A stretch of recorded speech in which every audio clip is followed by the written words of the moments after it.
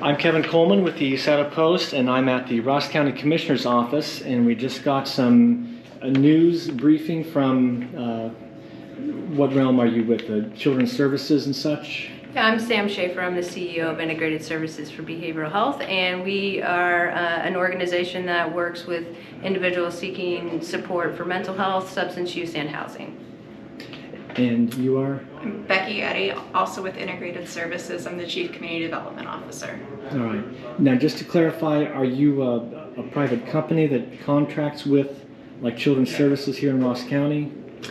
So we're a nonprofit organization that partners really closely with Children's Services. So we support families that are served by Children's Services. And so like our team members will often work alongside caseworkers and others in the Children's Services space to support children and families.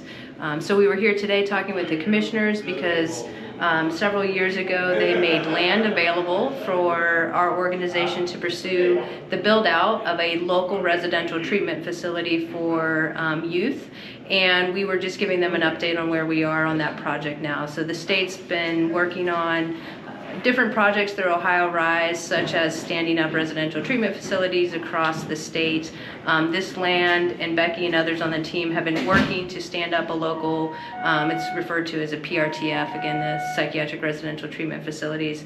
And we were just updating the commissioners on the progress of that. It's been slower than expected, but we're still moving forward, and we're hopeful that in this next budget cycle that we'll be able to get additional funding to support not only the capital, but the startup operations.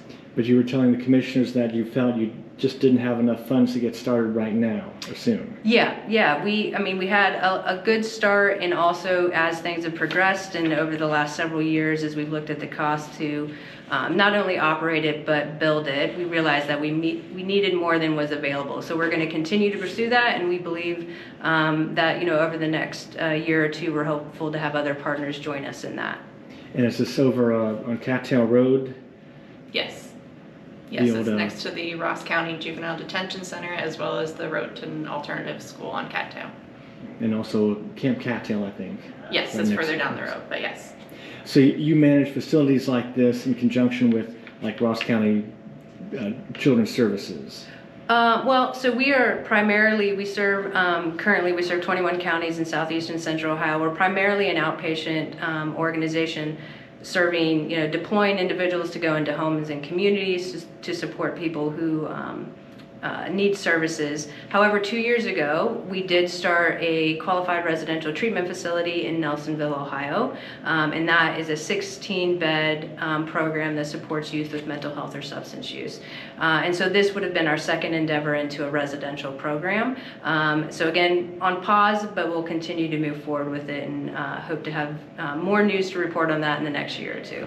Okay, I've heard of the Nelsonville facility in talking with Jody. Mary Hill Youth and Family Center, yeah. And so it is a partnership in that the Children's Services, not only here in Ross County, but other counties have youth that need to be served. And so, it's a partnership in supporting those youth and families while they're in residential, but also supporting them as they return to their communities and their homes. So, but thank you very much. I do have to head out, so okay. I hope that any additional questions? It sounds like you mentioned the costs are pretty high for this, like just for the furniture, and it sounds like the sizes of these facilities are small, like you were planning for only 12 beds. So it's just feasibility, that's why these are so small, it seems like?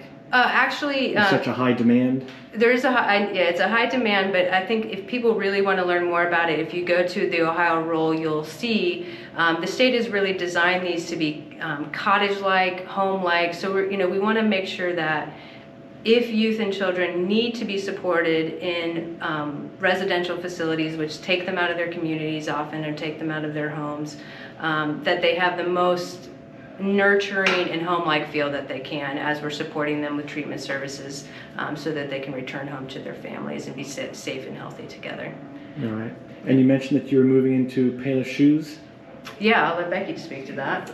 Yeah, so sometime in the next year, we'll say, we are moving down into 531 East Main Street, which is the former Payless Shoe Store. We just started demolition, interior demolition last week, so we're waiting to see what the timeline looks like for construction, but within the next year should be moved into that building. And you'll be moving out of a former house on 2nd Street? Actually, it's a large 2-story historic building on 2nd Street, so it's 18 East 2nd Street. So at some point we will be moving out of that facility down into East Main Street. So. Okay, and again, integrated services. Yep, integrated services for behavioral health. And you can go on our website, isbh.org. All right, thank you very much. Thank you.